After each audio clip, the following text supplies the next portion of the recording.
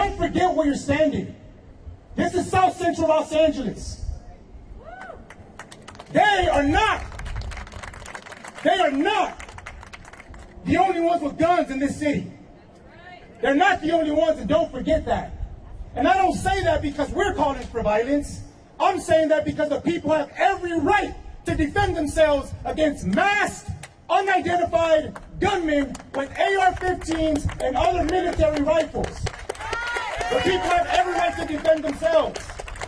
I shared this with the mayor. Over the course of the next couple of weeks, the Oversight Committee will be launching on their website a master ICE tracker, where we're going to be essentially tracking every single instance that we can verify that the community will be able to send us information. Well, this sure looks like obstruction of justice, and I know Attorney General Pam Bondi and Secretary Noem are all over this. There's really two reasons why the Democrats would release a list like this, and it's either to allow criminal illegal aliens to evade arrest, or secondly, it's to target law enforcement. We've already seen 1,000% increase in assaults against our law enforcement officers. Just 3 weeks ago, we saw a domestic terrorist attack against them out of Dallas. We're going to keep on seeing more of this if this is the Democrats' position. I do want to put a fine point on it. So Congressman Robert Garcia is lying when he says he can track people who work with ICE. Well, I guess that's absolutely true. That's when a lie is a blessing. But what you're saying is he's willing to put that false information out there and make people afraid or potentially incite them to do something dangerous to someone else. I mean, it's disgusting.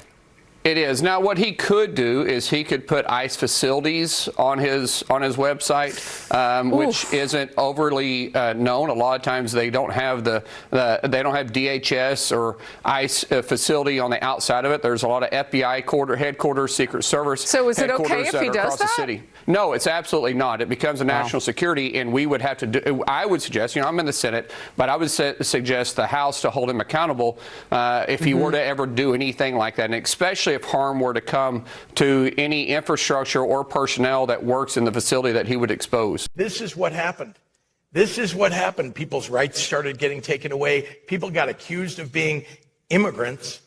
This is before the Holocaust really took place. People were accused of being immigrants, and then laws were passed to limit immigrants, and then people who weren't actually immigrants were called immigrants, and then it was othering people, and that led to a lot worse things. What I'm saying is that this is how authoritarian regimes do it. They create these kind of fake ideas that there's an enemy out there, and it could be sitting next to you at one of these tables. And so just somebody at your table that you don't like might be one of those enemies. And so let's round them up. Let's make sure that they are the subject of the laws that we're passing because we don't like who they are. That is what authoritarian regimes do.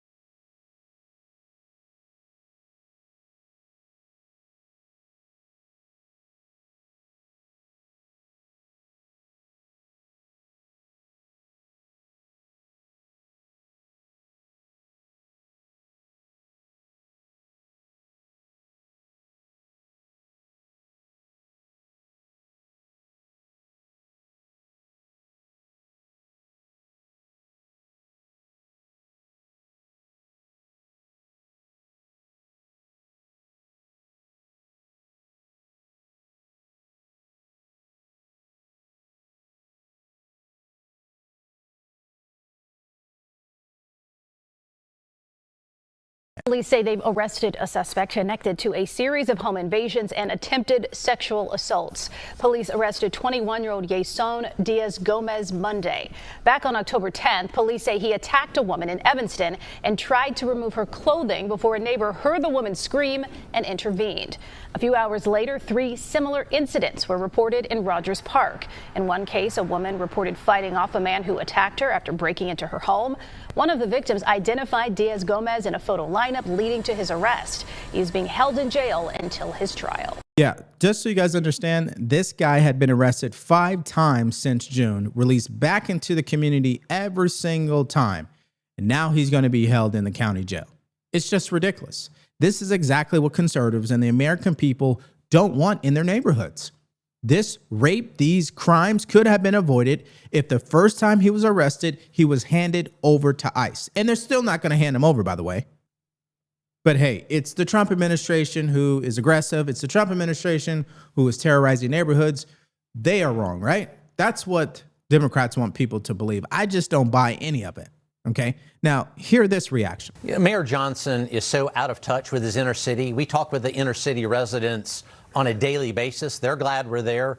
And as far as terrorizing, if you're a criminal, illegal alien, or an illegal alien, then you're going to go to jail and be deported. You have the opportunity to use the CBP Home app, free plane ticket home and $1,000. That's not terrorizing. That's giving folks a chance to do the right thing. If they don't do the right thing, we'll arrest them. And if Mayor Johnson equates that to terrorizing, then that's his fault for, as you say, Sandra, amping up that rhetoric, which often leads to violence against law enforcement.